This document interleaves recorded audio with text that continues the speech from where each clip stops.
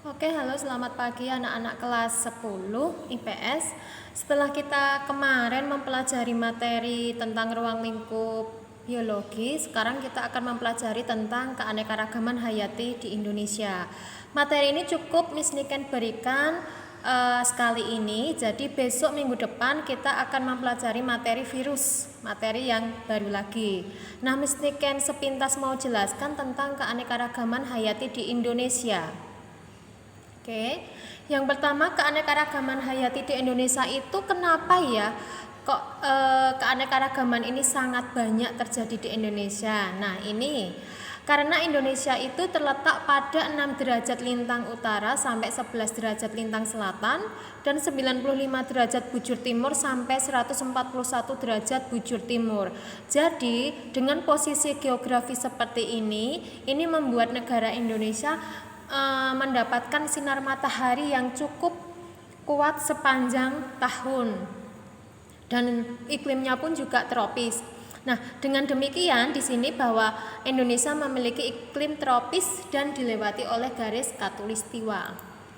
Kemudian Indonesia juga dikenal dengan mega diversity country selain Brasil dan Zaire. Nah, karena kenapa kok namanya mega? Mega ini artinya besar, sangat luas. Diversity itu berarti keanekaragaman. Berarti Indonesia ini terkenal dengan keanekaragaman yang sangat besar dan sangat luas, sangat tinggi. Nah, ini karena keanekaragaman hayatinya sangat tinggi dengan keunikan sendiri-sendiri.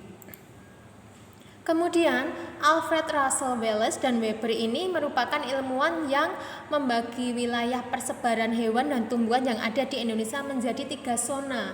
Kalau yang kita ketahui waktu kita SMP, ada zona yang berada di bagian barat, zona peralihan, dan juga zona bagian timur, atau kalau sekarang bisa kita sebut sebagai zona orientalis, zona peralihan, dan zona australialis.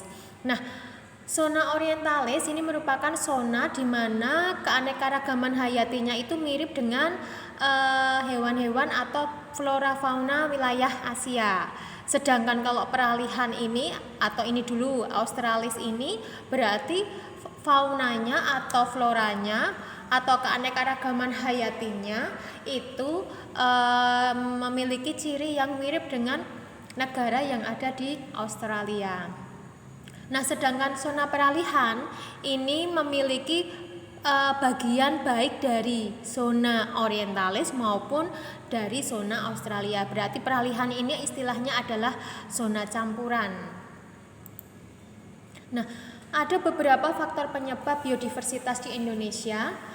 Antara lain, Indonesia itu kan merupakan negara kepulauan, jadi di mana setiap pulaunya memiliki keadaan alam yang berbeda-beda. Kalian bisa lihat di sini gambarnya.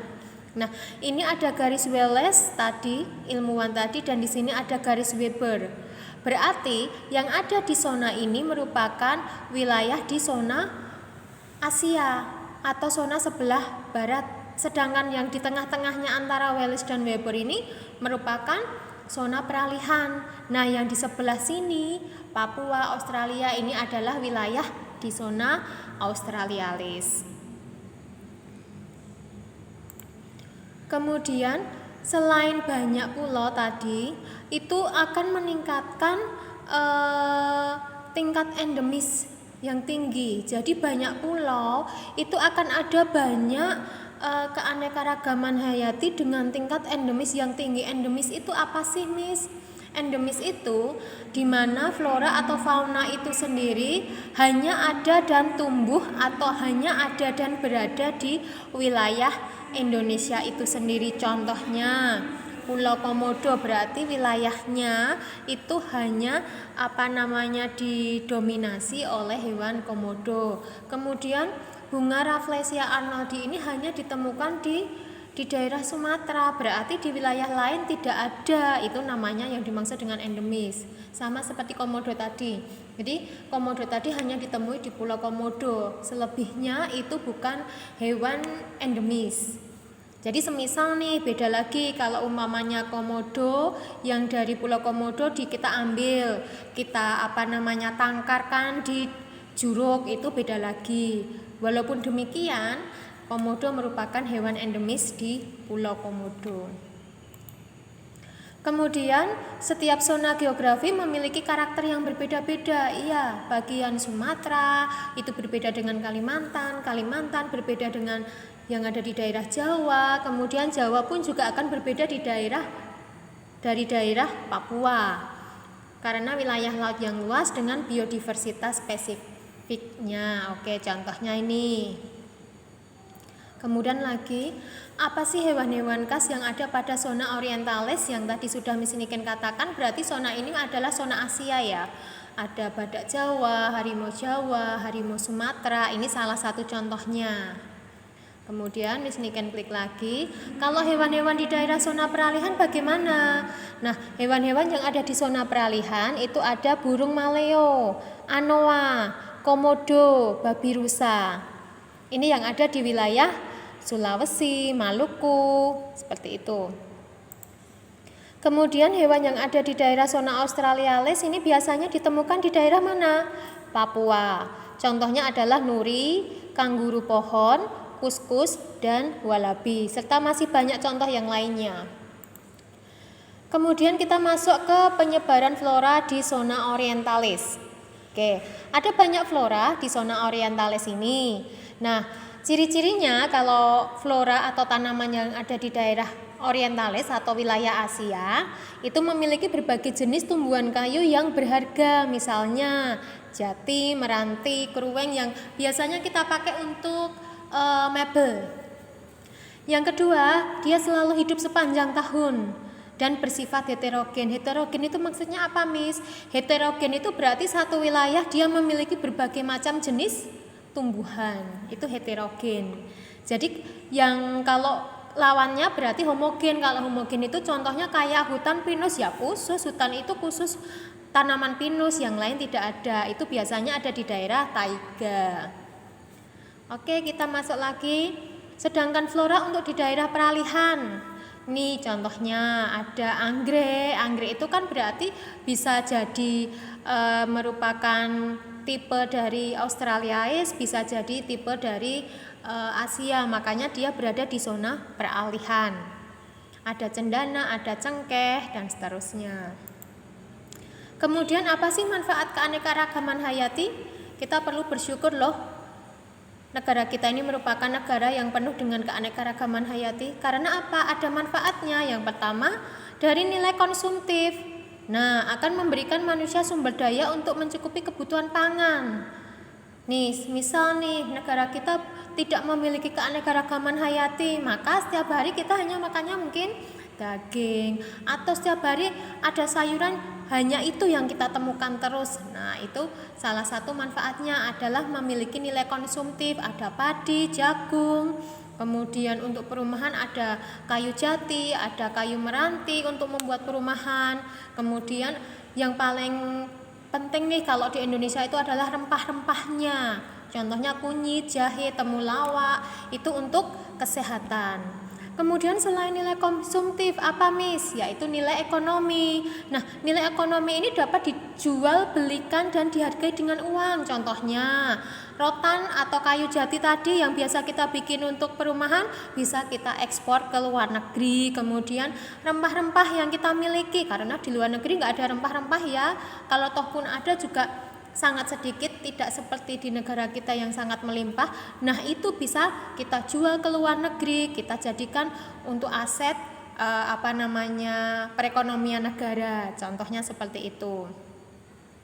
Kemudian ada nilai biologisnya juga, yaitu apa? Sebagai penunjang kehidupan makhluk hidup. Contohnya banyak sekali tumbuhan yang bisa menghasilkan oksigen bagi negara kita ini. Karena negara kita ini banyak hutannya ya. Nah, otomatis harus punya banyak oksigen atau paru-paru dunia.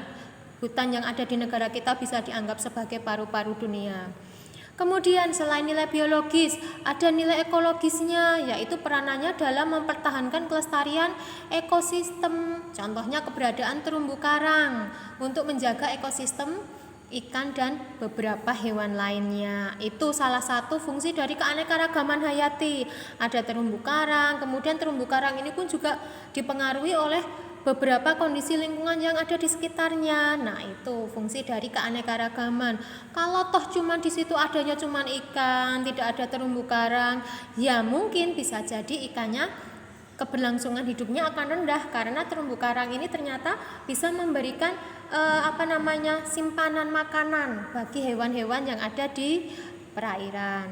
Kemudian selain nilai ekologis ada nilai estetikanya, yaitu untuk memenuhi kebutuhan mental spiritual yang dapat menambah kesenangan bagi manusia ini sendiri. Contohnya nih, taman laut yang kita punyai dengan keindahan terumbu karang dapat dijadikan sebagai tempat wisata. Nih, keanekaragaman hayati sebagai sumber sandang dan papan kita bisa lihat ini. Ada kapas, rami, ini bisa digunakan untuk atapnya. Kemudian di sini kayu yang bisa digunakan untuk membuat tembok atau bisa digunakan untuk membuat rumah.